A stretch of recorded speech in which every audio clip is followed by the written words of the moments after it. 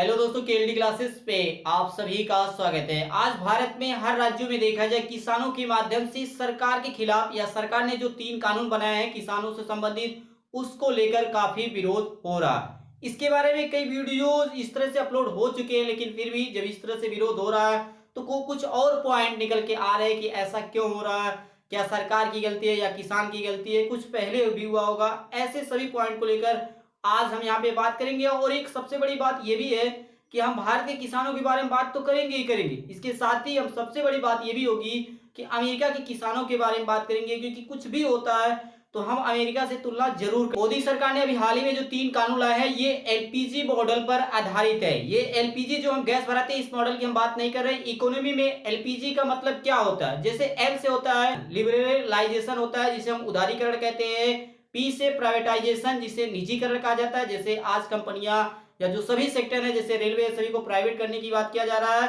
और जी से होता है ग्लोबलाइजेशन, जिसे हम वैश्वीकरण कहा जाता है। इस मॉडल की तैयारी 1991 में की गई थी, और उस समय की गई थी जब देश के पीएम पीवी नरसिम्हा राव थे, और उस समय देश के वित्त मंत्री, केंद्रीय वित्त मंत्री मनमोहन सिंह थे। उस समय इस मॉडल को लाया गया था 1991 और आज 2020 में क्या अंतर है? 1991 में जब इस तरह से इस मॉडल को लाया गया था तो जो नियम थे या इस तरह से इसको लागू करने की जो प्रक्रिया थी धीमे थी, इसलिए लोगों को उतना पता नहीं चला था। लेकिन आज 2020 में उसी प्रक्रिया को, उसी मॉडल को बहुत ही तेजी से लागू किया जा रहा है, जिससे लोगों को एहसास हो रहा है एलपीजी मॉडल का। और इस प्रकार से लगातार पब्लिक सेक्टर को प्राइवेट सेक्टर में बदला जा रहा है, जिसका समय समय पे आपने देखा कि विरोध हो रहा है। ये ऐसा सेक्टर नहीं है कि कृषि की इसी को लेकर विरोध हो रहा है। रेलवे को देखिए आप, जो इस तरह से इलेक्ट्रिक डिपार्टमेंट है, ऐसे हर सेक्टर में धीरे धीरे पब्लिक को प्राइवेट करने की कोशिश किया जा रहा है। और इस समय भारत के 6 राज्यों में सबसे अधिक विरोध हो रहा है इन 3 नियमों को। जैसे आपके अगर आप देखें पंजाब में देख लें, राजस्थान में देख लें तो यहाँ पे कांग्रेस की सरकार है, वहीं दिल्ली में आम आदमी पार्टी की सरकार है, यहाँ पे काफी विरोध हुआ। उसी तरह से उत्तर प्रदेश में देखें, हरियाणा में देखें, उत्तराखंड में यहाँ पे बीजेपी की सरकार है, फिर भी यहाँ के जो किसान हैं वो सबसे अधिक इस आंदोलन में, ये जो मूवमेंट चलाया जा रहा है इसमें भाग ले रहे हैं। सरकार ने इस विरोध को रोकने के लिए हर संभव कोशिश की है। कई जगहों पे बताया गया है कि जो हाईवे बने थे उसको तो इस तरह से गड्ढा या खोद दिया गया है या बैरिकेडिंग किया गया, लेकिन फिर भी किसान दिल्ली की ओर बढ़ चुके हैं। इस विरोध को देखते हुए आपके मन में भी सवाल आ रहा होगा, और सभी के मन में आना भी चाहिए, कि किसान ऐसा करने के लिए, ऐसा विरोध करने के लिए क्यों मजबूर हुए हैं। कृषि से जुड़े ये 3 नियम आपकी स्क्रीन पे आ चुके हैं, इंग्लिश में भी देख सकते हैं और हिंदी में। सबसे पहला है कृषक उपज व्यापार और वाणिज्य विधेयक 2020। दूसरा है कृषक कीमत आश्वासन और कृषि सेवा पर करार विधेयक 2020, और तीसरा है आवश्यक वस्तु विधेयक 2020। इन तीनों में अगर देखा जाए तो सबसे अधिक विवाद किसको लेकर है? तो इसमें एक शब्द आएगा एमएसपी। एमएसपी क्या होता है इसको लेकर हम डिटेल से बात करेंगे, और कहां पे एमएसपी को लेकर जो किसान है वो इस तरह से संदेह कर रहे हैं कि सरकार आगे चलकर इसको खत्म कर देगी। एमएसपी का फुल फॉर्म होता है मिनिमम सपोर्ट प्राइस, जिसे हम न्यूनतम समर्थन मूल्य कहते हैं। इसे अगर साधारण भाषा में समझा जाए तो क्या समझेंगे? वह मूल्य जिससे कम पर वस्तु किसानों के द्वारा कभी भी किसी भी कंडीशन में मार्केट में बेची नहीं जाएगी। हाँ, इससे अधिक पर बेची जा सकती है। इसलिए सरकार हर वर्ष, चाहे वो खरीफ की फसल हो या रबी की फसल हो, उसके पहले, शुरू होने से पहले ही कह सकते हैं कि एमएसपी रेट जारी कर देती है। इसी प्रकार किसानों को फायदा पहुंचाने के लिए 1970 के दशक में एपीएमसी एक्ट क्या होता है? Agriculture produce market committee. इसके माध्यम से जो मंडियां स्थापित की जाती है वो इसी के माध्यम से स्थापित की जाती है, जहां पे किसान अपने फसल को आसानी से बेच सकता है। तो ऐसे भी ये संशय लगाया जा रहा है कि अगर ये तीनों नियम लागू होते हैं तो वहां पे जो एपीएमसी एक्ट है वो खत्म हो जाएगा। जब ये खत्म होगा तो आपका एमएसपी भी खत्म हो जाएगा। इसलिए किसान सबसे अधिक इन 3 नियमों का विरोध कर रहे हैं। बताया ये भी जाता है कि एमएसपी जारी तो केंद्र सरकार करती है, लेकिन उसे जारी करना और किसानों को फायदा पहुंचाना, पैसा देना, ये सारा काम राज्य सरकार करती है। इसीलिए अलग अलग राज्यों में आप देखेंगे अलग अलग प्रकार की समस्याएं आती ही रहती है। एमएसपी और एपीएमसी के महत्व को इस बात से समझा जा सकता है कि अगर बिहार का कोई किसान अपने अनाज को बेचता है तो उसके लिए उसको 1300 रुपया प्रति क्विंटल मिलता है। उसी अनाज को अगर पंजाब का कोई किसान बेचता है तो उसको प्रति क्विंटल 1925 रुपए मिलता है। किसान तो दोनों राज्य के, एक ही देश के हैं, लेकिन फिर भी अलग अलग कीमत क्यों?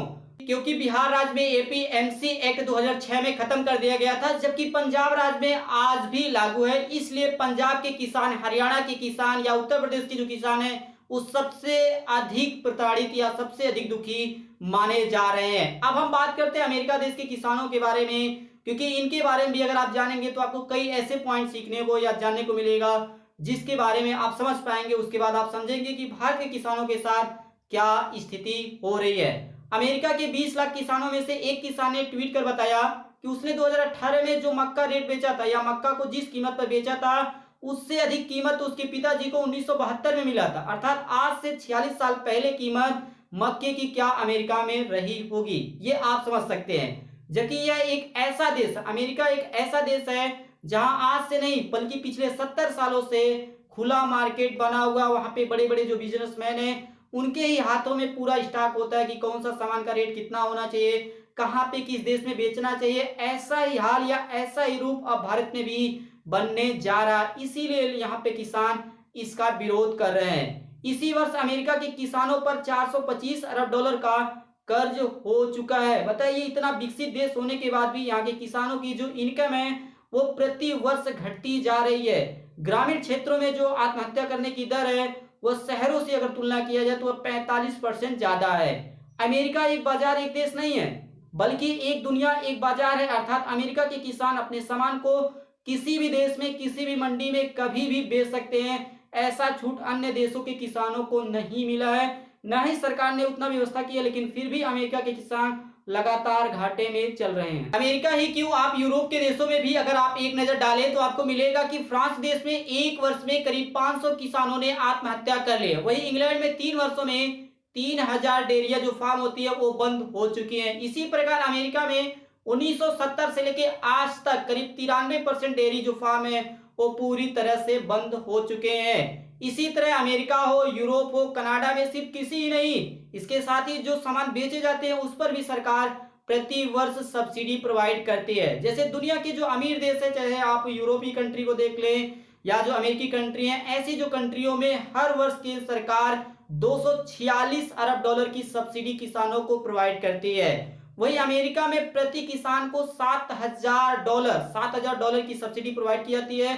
अगर आप इसे रुपया में चेंज करें तो करीब 5,25,000 आएगा। वहीं आप भारत में देखें तो प्रति किसान पे केंद्र सरकार की ओर से 200 डॉलर की सब्सिडी प्रोवाइड की जाती है और ये 200 डॉलर आपके 15,000 रुपए के बराबर होंगे।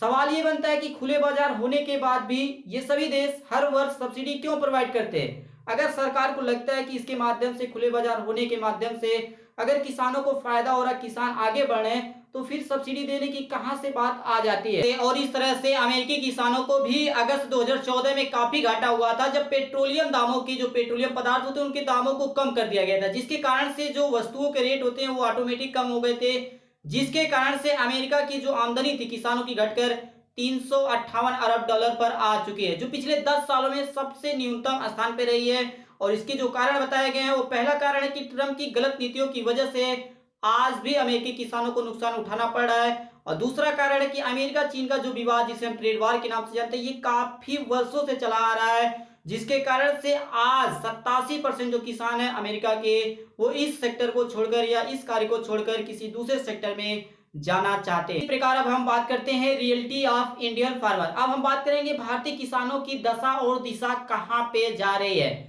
सबसे पहले आप सभी इस डाटा को ध्यान से एनालिस करें और बात को पूरी तरह से समझें। जैसे 1951 में देखेंगे तो आपको 69.7% लोग ऐसे मिलेंगे भारत के जो कृषि सेक्टर से जुड़े हुए हैं, चाहे वो डायरेक्टली हो या इनडायरेक्टली। इसी तरह से 1961 के आंकड़े में देखेंगे तो 69.5%, लेकिन अगर आप लास्ट में आके 2011 के आंकड़े देखें तो आपको मिलेगा 54.6% लोग ही कृषि सेक्टर से जुड़े हुए हैं। और आज 2020 में ये घटकर करीब आपको 45% मिल जाएगा। ऐसे में समस्याएं आपको पूरी तरह से स्पष्ट होंगी कि लोग धीरे धीरे कृषि सेक्टर को छोड़कर दूसरे सेक्टरों में जा रहे हैं। सच्चाई तो यह है कि जब कृषि उत्पादकों की कीमत बढ़ती है तब सरकार कीमत को कम करने के लिए निर्यात को रोक देती है। अर्थात जो भारतीय सामान अगर महंगे होने लगते हैं तो हम विदेशों में भेजना बंद कर देते हैं, जिससे हमारे देश में जब अधिक मात्रा में हो जाएगी तो रेट कम हो जाएगा। लेकिन ऐसा ही जब भारत में वस्तुओं के रेट कम होने लगते हैं, जैसे आप देखते हैं कि प्याज 5 रुपए किलो, 10 रुपए किलो बिकता है, तो ऐसे में सरकार उस पर ध्यान नहीं देती है। तो इस तरह से देखा जाए, जब रेट बढ़ता है तब भी सरकार किसान का साथ नहीं देती है और रेट कम होता है तो उसकी बात छोड़ ही दीजिए। तो ऐसे में हर तरह से किसान को नुकसान होता है, इसीलिए किसान आज सबसे अधिक परेशान देख रहे हैं। हर वर्ष भारतीय किसानों को 2,64,000 करोड़ रुपए का नुकसान उठाना पड़ता है, चाहे ये रेट कम हो या फसलों के नुकसान, जैसे समय मौसम परिवर्तन होता, बारिश आ गया, बाढ़ आ गया, सूखा पड़ गया, इसके कारण से प्रति वर्ष 2,64,000 करोड़ रुपए का नुकसान उठाना पड़ता है। आरबीआई की एक रिपोर्ट बताती है कि 2012 से लेकर 2018 के बीच में जो प्राइवेट सेक्टर के बड़े बड़े बिजनेसमैन हैं, जो इन्वेस्टर हैं, उन्होंने 0.3% से लेकर 0.4% के बीच में ही कृषि सेक्टर में इन्वेस्ट किया। इस समय देश के सिर्फ 6% ही किसान एमएसपी का फायदा उठा रहे हैं, बाकी 94% किसान अपने फसलों को खुले बाजार में बेचते हैं। अगर खुला बाजार इतना फायदेमंद होता तो 94% लोग जो किसान हैं, वो इस तरह से 94% किसान अपने जीवन को खुशहाल बना पाते। लेकिन सबसे अधिक परेशान वही किसान हैं जो अपने सामान को या अपने अनाज को खुले बाजार में बेचते हैं, जो आने वाले समय में बताया जा रहा है कि सरकार के माध्यम से जो इस तरह से जो मंडियां हैं वो पूरी तरह से खत्म हो जाएगी। जैसे इस समय देश में देखा जाए, पूरे भारत देश में 7,000 मंडियां हैं, जबकि जरूरत कितनी है, 42,000 मंडियां पूरे भारत देश में होनी चाहिए। ऐसे में अगर ये 3 नियमों पूरी तरह से लागू किया जाता है तो आने वाले समय में मंडियों पर जो भार होगा वो कम होगा, जिससे जो पुराने मंडी है वो तो बंद होंगे और नए मंडियों का भी स्थापना या निर्माण नहीं हो पाएगा। किसानों से जुड़े फायदे और नुकसान के बारे में आज हम किसी भी जैसी जो एक्सपर्ट होती है उनकी राय नहीं जानेंगे। बल्कि आज हम देश के प्रधानमंत्री के जो विचार है किसानों को लेकर, उनके बारे में बात करेंगे। तो कई जो स्पीच है इन्होंने समय समय पे दी है, डेट वाइज हम बात करेंगे। इसे आप गूगल पर सर्च भी कर सकते हैं या यूट्यूब पर भी जाके सर्च कर सकते हैं। जैसे सबसे पहला मोदी जी का जो विचार है ये 4 साल पहले का है, अर्थात 14 अप्रैल 2016 का। ये विचार उस समय दिया जा रहा था जब इन्होंने ई नेम क्या होता है, जैसे इलेक्ट्रॉनिक्स नेशनल एग्रीकल्चर मार्केट, इसके माध्यम से जो किसान है वो ऑनलाइन अपने सामान को बेच सकते हैं या आप ऑनलाइन कोई भी सामान मंगा सकते हैं। इस तरह से जो बीज से संबंधित या जो फसलों अनाजों से संबंधित है, इस समय इन्होंने क्या कहा था, आप इसे आपकी स्क्रीन पे दिखाया जा रहा है। एक एक शब्द इनके जो विचार है वही मैं आपको पढ़ूंगा। ऐसी व्यवस्था है जिस व्यवस्था की तरफ जो थोक व्यापारी हैं उनकी भी सुविधा बढ़ने वाली है। इतना ही नहीं, ये ऐसी योजना है जिससे उपभोक्ता को जो भी उतना ही फायदा होने वाला है। यानी ऐसी मार्केट व्यवस्था बहुत ही कम होती है कि जिसमें उपभोक्ता को भी फायदा हो, बिचौलिया जो बाजार व्यापार लेकर के बैठे हैं, माल लेते हैं और बेचते हैं, उनको भी फायदा हो और किसानों को भी फायदा हो। इसी तरह से दूसरा इनका जो भाषण या जो स्पीच है वो 21 सितंबर 2020 का है, जब इस नियम को लागू कर दिया गया था। इसमें इन्होंने कहा था कि साथियों, हमारे देश में अब तक उपज और बिक्री की जो व्यवस्था चली आ रही थी, जो कानून थे, उसने किसानों के हाथ पांव बांधे हुए थे। इन कानूनों की आड़ में देश में ऐसे ताकतवर गिरोह पैदा हो गए थे जो किसानों की मजबूरी का फायदा उठा रहे थे। आखिर ये कब तक चलता रहा, इसलिए इस व्यवस्था में बदलाव करना आवश्यक था और ये बदलाव हमारी सरकार ने करके दिखाया है। नए कृषि सुधारों ने देश के हर किसानों को आजादी दे दी है कि वो किसी भी कहीं पर भी अपना फसल, अपने फल सब्जियां अपनी शर्तों पर बेच सकता है। अब उसे अपने क्षेत्र की मंडी के अलावा भी कई और विकल्प मिलेंगे। इन दोनों के विचारों या इन दो विचारों को देखने के बाद आप अगर पहले विचार पे एनालिसिस करें तो आपको मिलेगा कि मोदी जी थोक व्यापारी, उपभोक्ता जैसे आम जनता होती है जो हम खाना इस तरह से खरीदना है या भोजन खरीदते हैं, बिचौलिया जो सामान को खरीदने और बेचने में मदद करते हैं, उनके फायदे के बारे में बात कर रहे हैं पहले विचार से अगर आपको लगेगा। जबकि दूसरे भाषण में इन्हीं बिचौलियों को ताकतवर गिरोह बता रहे हैं। तो ऐसे में आप किसको फायदा पहुंचा रहे हैं, किसको नुकसान पहुंचा रहे हैं या किसके लिए बारे में बात कर रहे हैं, ये सबसे पहले क्लियर होने चाहिए। लेकिन इन दो स्पीचों के माध्यम से आपको कुछ नहीं क्लियर होगा।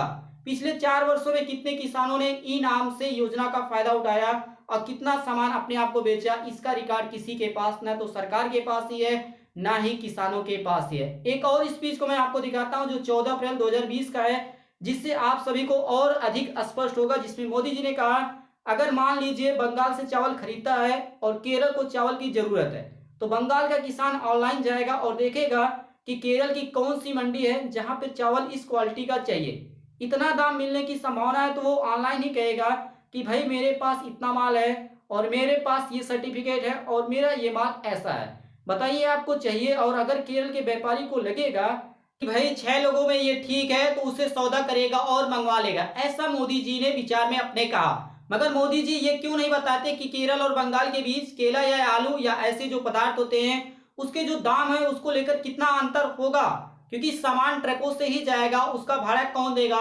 जैसे आप ऑनलाइन सामान मंगाते हैं, मोबाइल मंगाते हैं, चार्जर मंगाते हैं या कुछ भी खाने पीने वाली चीज मंगाते हैं, तो उसका क्या होता है, डिलीवरी चार्ज देते हैं कि नहीं देते हैं। तो ऐसे में अगर इस व्यवस्था के माध्यम से इनाम से अगर आप कुछ मंगाते हैं तो आपको डिलीवरी चार्ज देना होगा, तो ये किसान को देना होगा या जो मंगा रहा उसको देना होगा, ये भी इस तरह से बताना होगा और कितने रेट का अंतर आएगा। जहां तक समय की बात है, आप देखते हैं कि डिलीवरी आप करते हैं तो हफ्ते 10 दिन लग जाता है, तो ऐसे में अगर ये जो कच्चा माल होता है जैसे सब्जी है, फल फूल हुए, ये कितने खराब हो जाएंगे या कितने सुरक्षित होंगे अगर लंबे समय तक भी अगर आपको सामान नहीं मिलता है। इसके साथ ही प्रश्न ये भी बनता है कि भारत में कितने % किसानों के पास इंटरनेट की सुविधा उपलब्ध है। आप देखेंगे आसपास ग्रामीण क्षेत्रों में आज भी डाटा नहीं चलता है, तो ऐसे में ग्रामीण क्षेत्रों में इंटरनेट की बात कहां तक होगी।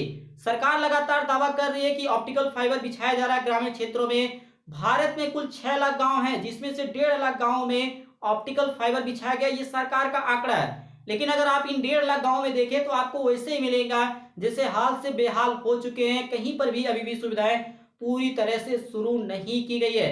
किसानों को एक और सपना काफी दिनों से दिखाया जा रहा है कि आने वाले 2022 में किसानों की जो आमदनी होगी उसको दोगुना कर दिया जाएगा, लेकिन ये नहीं बताया जा रहा है कि आज आपकी आमदनी कितनी है। अलग अलग राज्यों में किसानों की जो आमदनी है वो अलग अलग क्यों है।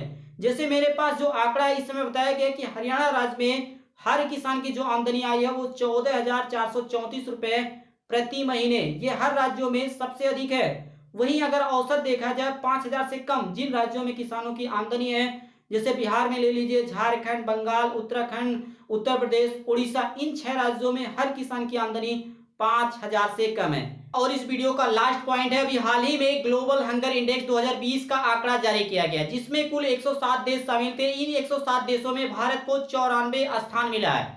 इस आंकड़े से आपको क्या समझ में आ रहा है? इसमें बताया गया कि भारत सबसे अधिक भूखों वाला देश है, अर्थात यहाँ पे सबसे अधिक लोग भूखे रहते हैं। जबकि सरकार का कहना है कि भारत देश में इतने अधिक खाद्य पदार्थों का उत्पादन होता है कि पूरी दुनिया को 6 महीने तक भोजन कराया जा सकता है। ऐसे में अगर हमारे पास इतना अधिक भोजन रहता है, सड़ जाता है, लेकिन फिर भी हम इस तरह से उसका सही से यूटिलाइज नहीं कर पाते, जिसके कारण से हमेशा इस तरह से, चाहे कोई रिपोर्ट हो, चाहे वो ग्लोबल हंगर इंडेक्स हो या कोई भी आंकड़ा जारी होता है भुखमरी से रिलेटेड, तो उसमें भारत का स्थान बहुत ही गड़बड़ आता है। तो ये थी हमारी आज की सबसे इंपॉर्टेंट इन्फॉर्मेशन कि भारत में 3 जो नियम लागू किए गए हैं उससे कितना नुकसान हो रहा है और अमेरिका में किस तरह से किसानों का हाल है।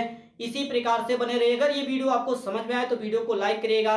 चैनल पे अगर आप पहली बार आए तो चैनल को सब्सक्राइब करिएगा और इस वीडियो को अधिक से अधिक लोगों के पास शेयर करें, जिससे लोगों को समझ में आए कि किस तरह से भारत में किसानों का हाल है और अमेरिका में किसानों का हाल है। इसी प्रकार से बने रहने के लिए आप सभी दोस्तों का KLD क्लासेस की ओर से धन्यवाद।